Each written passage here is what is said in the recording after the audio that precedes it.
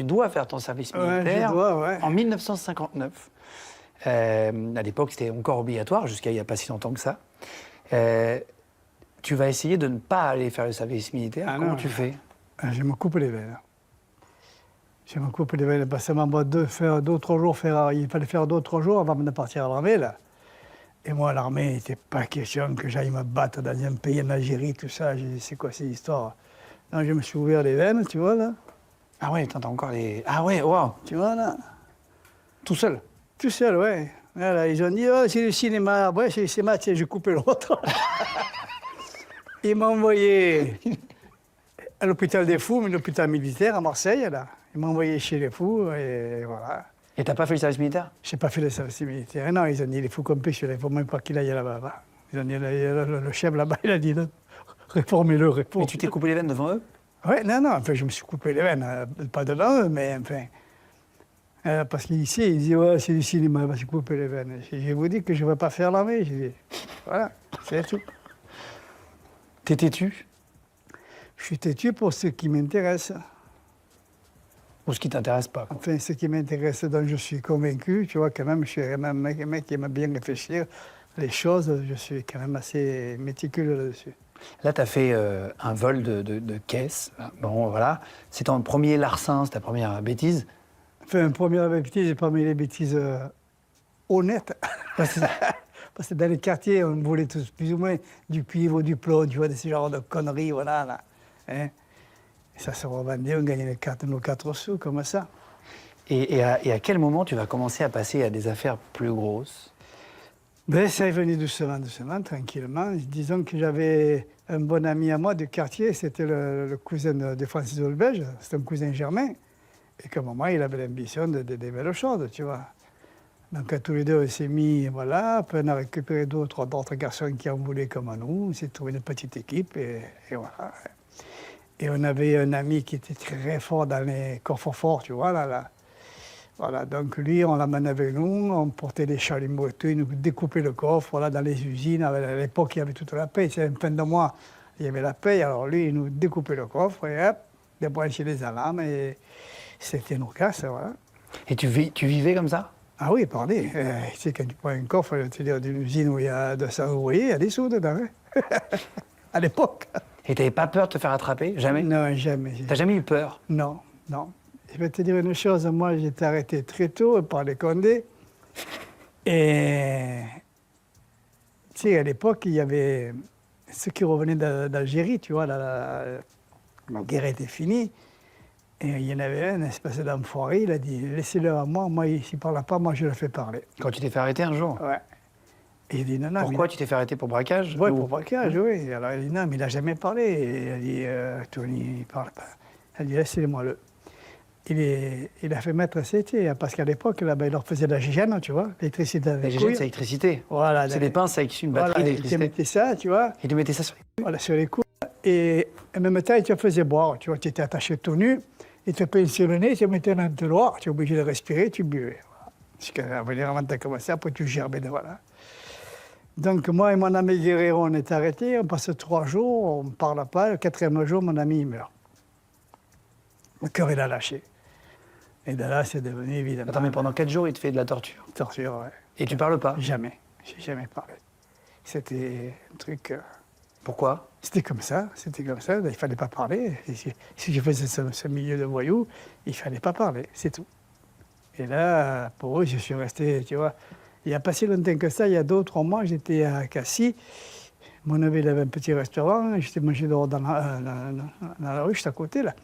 Il passe un mec de 55% balais, 1 fois, 2 fois, 3 fois. Et il m'a regardé, j'ai dit, qu'est-ce que tu fais? Qu'est-ce que tu veux? Tu vois, tu veux manger quelque chose? Il me dit, non, il était gêné, tu vois. J'ai dit, assis-toi, il y a un truc. Alors il s'assoit, il me dit, ne le prenez pas mal. J'ai dit, qu'est-ce qu'il y a?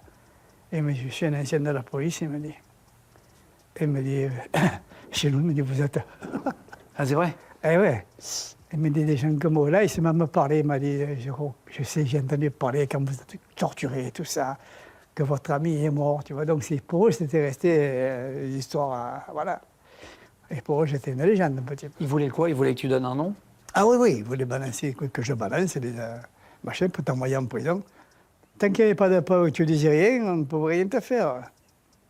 Ils m'arrêtaient, j'ai rien fait, quoi, qu'est-ce que c'est, tu vois. Voilà, eux, et voilà.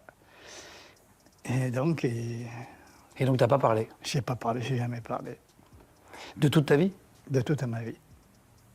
Ouais, c'était un truc dans la tête depuis tout petit. Ça, à l'époque, il y avait quand même des trucs bien établis. Hein. Tu grandissais dans ce milieu, parler, c'était... Tu allais travailler et tu faisais pas ce milieu. Tu voulais aller voleur, aller braquer, il fallait... Tu savais que tu pouvais y passer à la torture, etc. Ouais. Ouais, je savais qu'on pouvait y passer parce qu'il y a eu des morts. Ça, c'est fini aujourd'hui, c'est existe plus. Ouais, c'est fini, mort d'abord. Mais je veux dire, moi, à un moment donné, dans une garde à vue, encore au bout de 3 jours, tu vois. Toujours pareil, il y a tout le temps un enculé qui dit « laissez-les-moi là, moi je le fais parler ici et là ». Alors je l'ai regardé, j'ai fait « tu vois la fenêtre là ?» J'ai dit « ouvre là, parce que moi tu me détaches, je ne me jette pas en bas. Tu vas voir, j'ai dit « allez, enlève-moi ». Il restait quoi? Je l'aurais fait, t'as dit « ouais, j'étais pour le voir, hein ». J'ai dit ouais, « je te fais voir, monsieur, je parle là ». Comment t'es arrivé à 84 ans? Je suis arrivé, tu sais que j'ai fait quand même 28 ans de prison, bon, parcours par-ci, par-là, mais la prison, ça te protège un petit peu. Tu bois pas, tu fumes pas, rien du tout. Oh, le sport.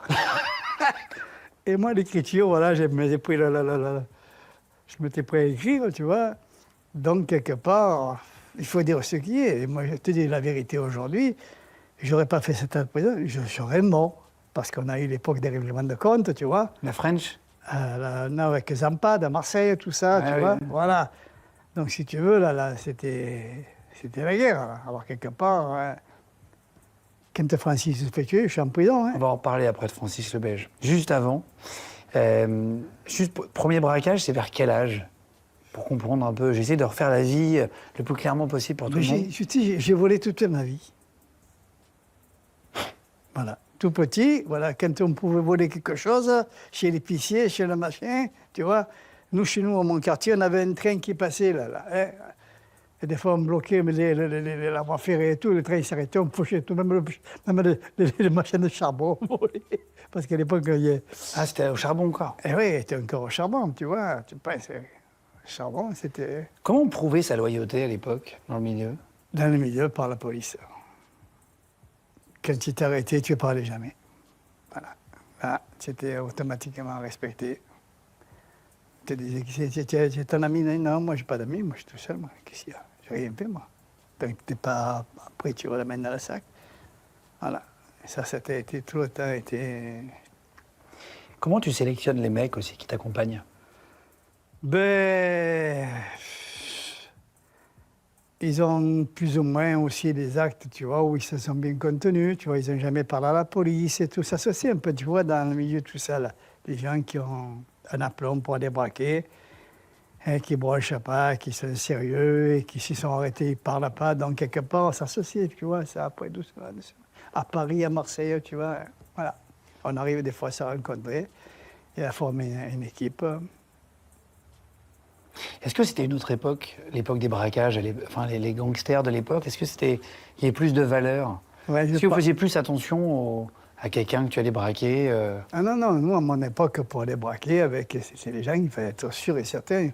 C'était pas n'importe qui, tu connaissais, tu vois, voilà, voilà. Ce qui était important, surtout, c'était le chauffeur, voilà. Donc, il nous fallait un bon chauffeur.